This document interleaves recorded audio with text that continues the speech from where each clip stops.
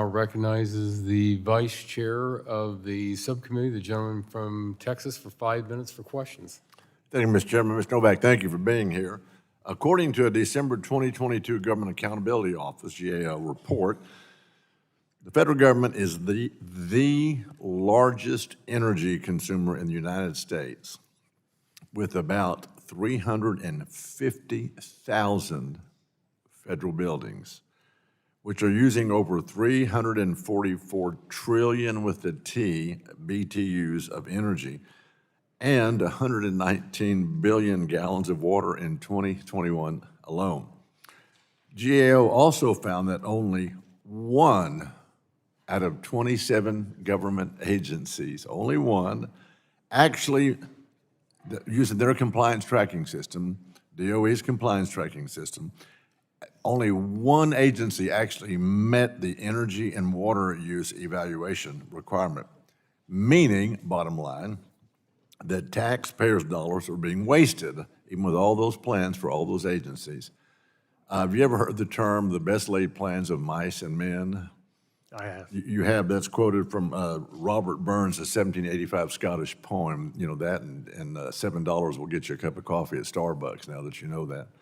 My question is, my legislation, the Federal Mechanical Insulation Act, which means that when you're, I was an air conditioning company owner for 35 years, so I've watched all the SEER ratings change and all the energy requirements change for years and years and years, which means that when you're evaluating the SEER, seasonal energy efficiency rating of an air conditioning or heating system, both actually, you need to take into effect the loss of energy, the energy loss on the duct system. They've never done that. They looked at the condensing unit, they looked at the gas furnace, they looked at the evaporator coil.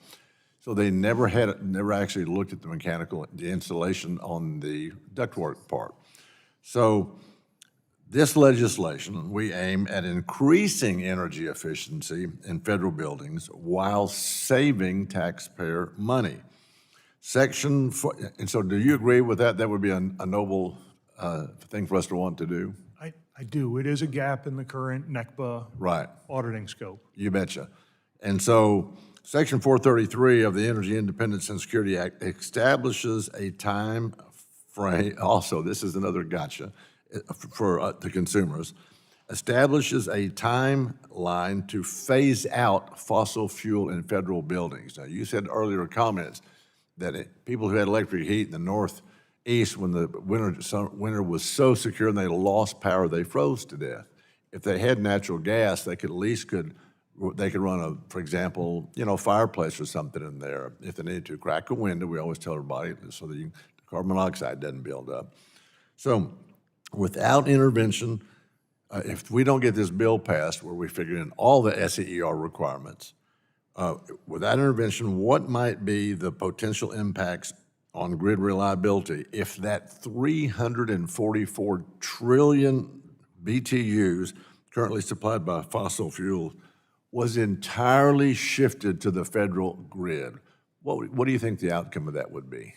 Oh, it would clearly have benefits for the grid. Oh, it would absolutely do that. So I appreciate that answer. I appreciate you taking notes to be able to get back with everybody. I appreciate your appearance here today. So thank you for being here and for bearing my history lesson. And Mr. Chairman, I'm going to yield back. Thank you very much. The